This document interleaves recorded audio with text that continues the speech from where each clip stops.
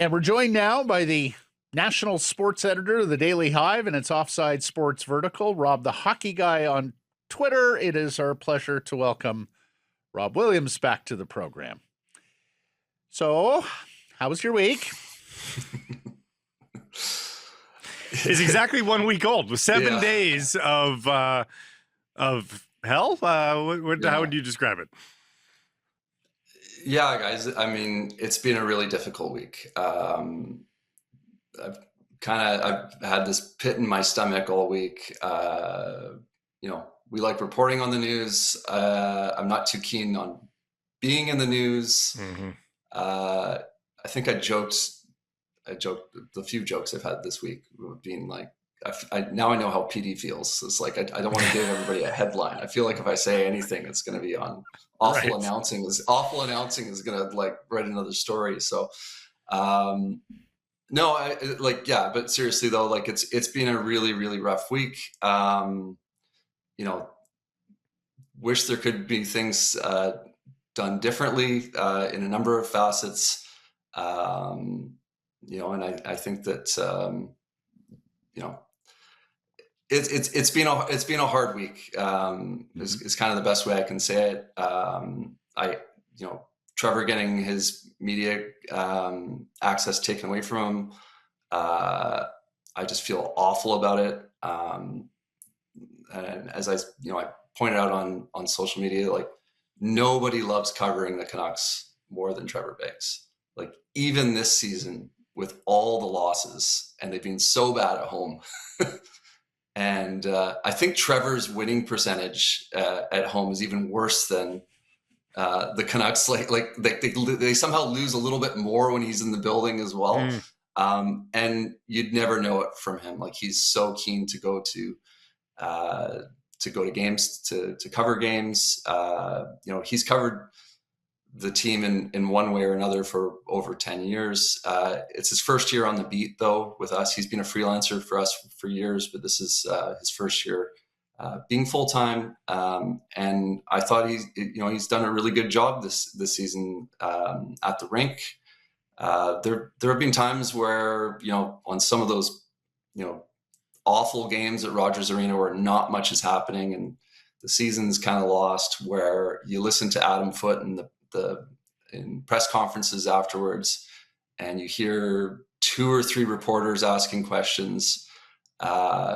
Trevor's one of them, right? Like Trevor's always there, doing his best, and he has a passion for this job, and so that's what really makes me feel ill, because I know that he loves this job. By the way, he still has a job. He's still with us, access or not. But it's been a tough week because I didn't anticipate being covered in the Globe and Mail not once but twice in different stories. It's an uncomfortable situation. It's a situation that I've never been in before. Certainly Trevor's never been in before. That's, I guess, the best way to sum it up. Well, let me just say this. Spent an evening with Rob and Trevor in Penticton at the Young Stars as Trevor was getting ready to ramp up his first year on the beat. And I was mightily impressed, not just by Trevor in person. He's very charismatic, very personable. And as you mentioned, Rob has become a brave reporter on this beat. But the other thing is like, Trevor has a real job. Like he's got professional credentials in another field that a lot of people would have said like, wow, you can make a really good living in that line of work. So yes, his passion is absolutely palpable for covering this team. And as he tweeted this week, Canucks PR was kind enough to allow him to bring his mom to a practice last week, and that it was his family's passion for the Canucks that drove his passion for the Canucks and got him to the place. Can I ask you a logistical question on this? Sure. We saw them say that it's a permanent revocation, and of course anything can change in the blink of an eye. They make up the rules, so they could change their opinion on that. But in your mind, when they say it's permanent, is that to Trevor Beggs or is that to the Daily Hive? I've had no indication that it's beyond Trevor. I have not been told that it's permanent. I'll say that story, it seemed to reference a policy, so I didn't take that necessarily as a death sentence here or like a permanent ban. But I don't know what they're going to do. It's in terms of access with NHL teams, it's up to them. Like they have full control over who gets into the rink, who doesn't. So yeah, that's their decision. I mean, I will say this: like Trevor had covered the team for over 10 years without much access to the rink. Like we can cover the team without being at the rink. There's often a ton of great stuff that we cover that doesn't come from being at the rink and getting quotes. So I can think of two pretty great guys that also wouldn't be given media credentials right now.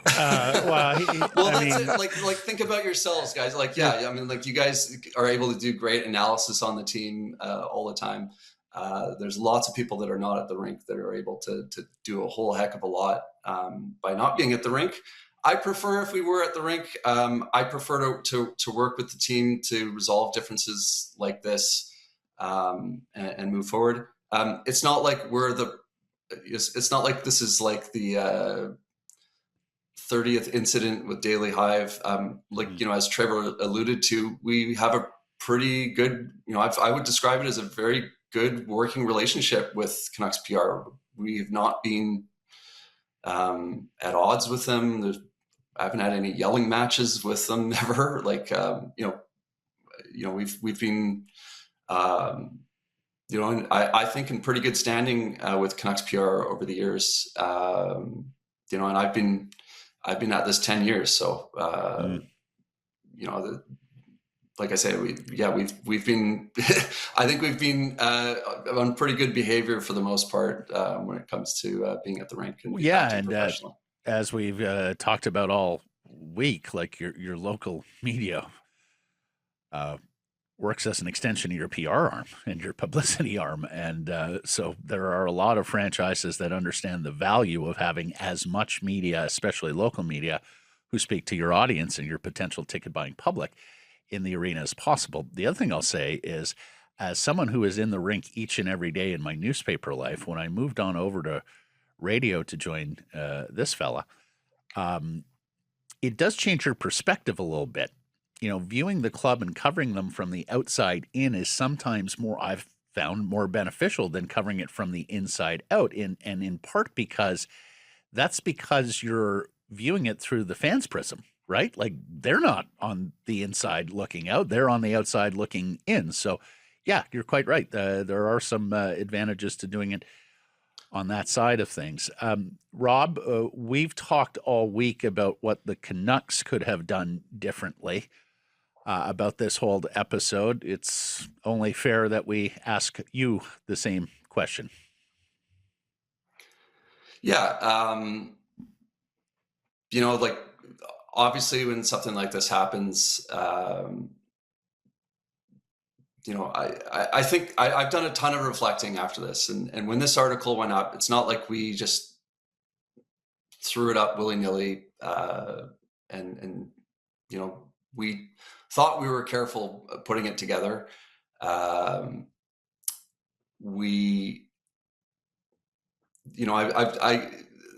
problem that the team had with it was the framing of the story. I've done a lot of reflecting on what we could have done differently, spoken to a number of reporters that have more experience in this type of story than I do. This wasn't like a classic Daily Hive story, right? Like we don't typically cover wineries in Washington State and different U.S. court cases and that matter.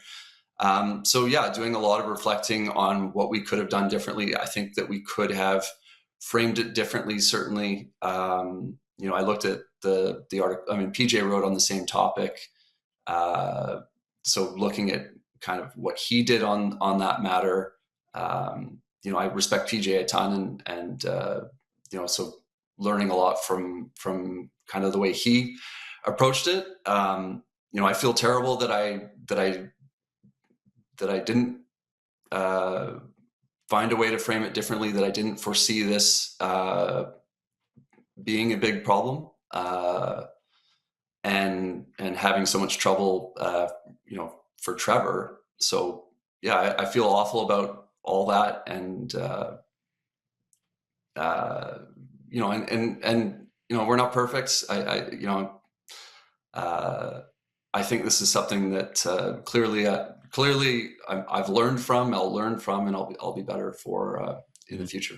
There's a difference between making mistakes and making actionable mistakes, though, and you've been supported by most people in this business and most people in the public as well. What do you make of the outpouring of attention that this has grabbed, given that, the Globe and Mail just wrote a strongly worded letter on this? You guys have been supported here.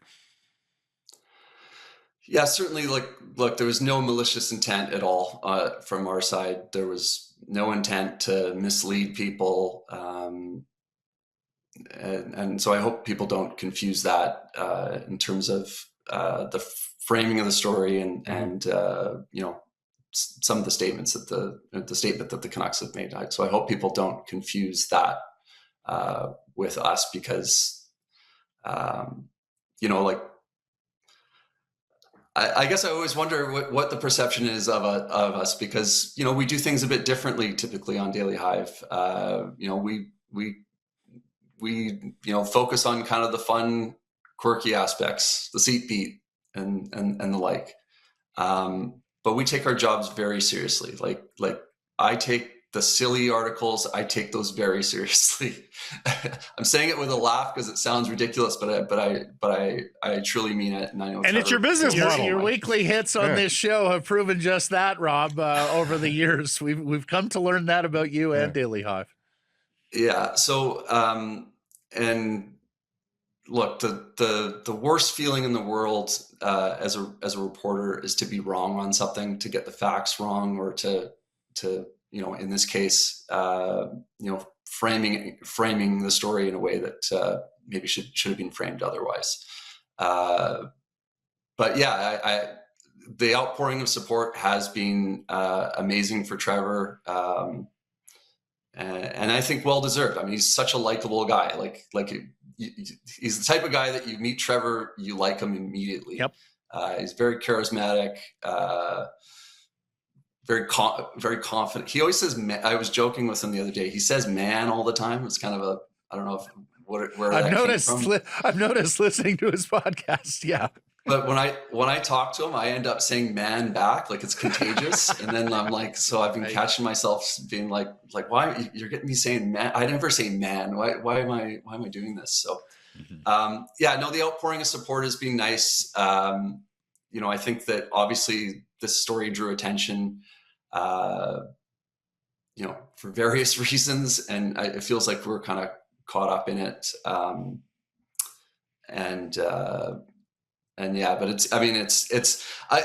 I'll speak for myself personally. I know Trevor's spoken to a ton of people personally as well. So have I. I've had different people reach out. And, it's very meaningful when you get people that are, veterans of the industry reaching out and just sort of checking in, seeing how you're doing, and that sort of thing. Well, let me just say one thing, following up on his last question. Just because something is actionable doesn't mean it's defamatory. And Blake and I know some media lawyers around town who, if given the set of facts and circumstances around this case, could probably make a pretty good counter argument to what was argued to you. I do got to ask, you guys took the story down and decided not to republish. Why is that?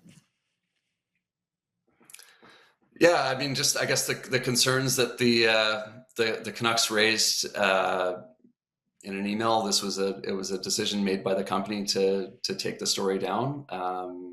I don't think it was the hill we wanted to die on for this story.